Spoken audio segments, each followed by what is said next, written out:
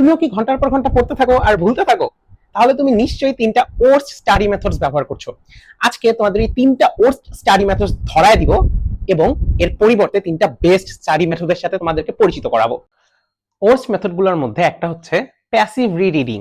তুমি একটা সেম জিনিস যদি 5বার পড়ো, তোমার মনে হবে যে তোমার ওটা মুখস্থ হয়ে গেছে।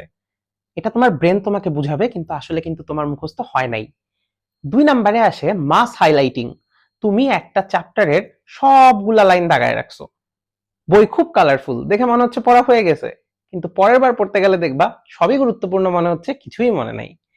3 নম্বরে আসে হলো ক্র্যামিং, অর্থাৎ তুমি সারা রাত জেগে থেকে পরীক্ষার আগে পড়ে পরীক্ষার হলে গিয়ে বমি করে দিয়ে আসলা পড়াগুলা। এটাই তোমার কি হবে, তুমি কিন্তু লং টার্মের জন্য কিছু শিখতেছো না, শর্ট টার্মে তোমার ওটা মাথায় থাকে, তুমি ওইটাই পরীক্ষার হলে ফেলে দিয়ে আসতেছো। এর বাইরে কিন্তু কিছুই হয় না। আর বেস্ট 3টা মেথডের মধ্যে 1 নাম্বার হচ্ছে অ্যাক্টিভ রিকল, অর্থাৎ তুমি একটা টপিক শেষ করে, একটা চ্যাপ্টার শেষ করে বইটা বন্ধ করে নিজের মাথার মধ্যে সব মনে করতেছো কতটুকু মনে আছে। তুমি তোমার নিজের করা নোট থেকে নিজেকেই প্রশ্ন ধরতেছো, দেখবা তুমি পারতেছো কিনা। যদি তুমি পারো তাহলে পড়া হয়েছে, যদি পারোনি তাহলে পড়া হয়নি, সিম্পল। 2 নাম্বারটা হলো স্পেস রিপিটিশন, যে একটা জিনিস তুমি তখনই আবার পড়ার চেষ্টা করবা বা পড়া শুরু করবা যখন তোমার মনে হবে যে তুমি ওই জিনিসটা ভুলতে শুরু করেছো। এটা প্রথমে হতে পারে 1 দিন, এরপর হতে পারে 3 দিন, এরপর হতে পারে 1 সপ্তাহ।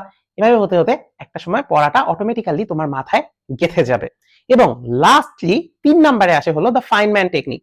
এই টেকনিকটা হলো তুমি একটা কমপ্লেক্স জিনিস একটা বাচ্চাকে বোঝানোর চেষ্টা করবা, বা তোমার থেকে ছোট কাউকে বোঝানোর চেষ্টা করবা। কোনো কমপ্লেক্স জিনিস যদি তুমি খুব সহজভাবে সরলভাবে বোঝাতে পারো, তার মানে কিন্তু তোমার ওই টপিকটা তুমি খুব ভালো মতো আয়ত্ত করতে পেরেছো। 3টা মেথডের মধ্যে কোনটা তুমি অ্যাপ্লাই করেছো অথবা করবা জানিও। দেখা হবে নেক্সট কোনো ভিডিওতে।